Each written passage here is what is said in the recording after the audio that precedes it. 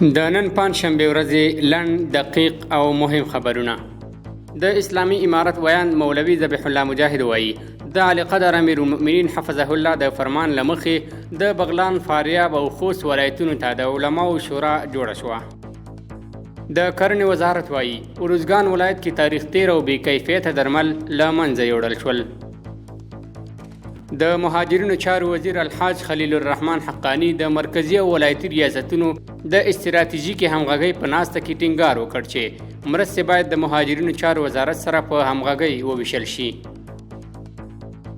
د کابل قرهباغ ولسوالۍ د ښاروالۍ له لورې د 4.5 میلیون افغانیو په لګښت 340 متره کانکریټي سړک جوړ او د کابل والی شیخ محمد قاسم خالد له لورې ګټې اخیستنې ته وسپارل شو. کورنۍ چارو وزارت وایي شاوخوا 160 تنه رضاکارو د آزاد سیالۍ له لارې د پاسپورت ریاست قراردادي بستونو لپاره ازموینه ورکړه. افغانستان بانک د شنبې په ورځ د داوطلبۍ له لارې تر 15 میلیون امریکایي ډالرو پورې د لیلام په ډول پلوري.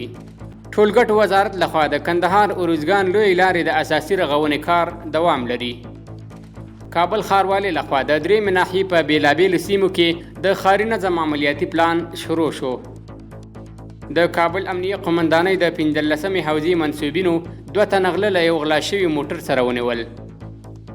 د افغاني سرې میاشتې د مرکزي ریاست اړوند مرستونکې د پاکو اوبو څخه ګټې اخیستنې ته وسپارل شوه. ستره محکمه وایي ارزګان کې د محاکمو د پریکړې په اساس 23 مجرمینو ته تعزیري سزا ورکړل شوه.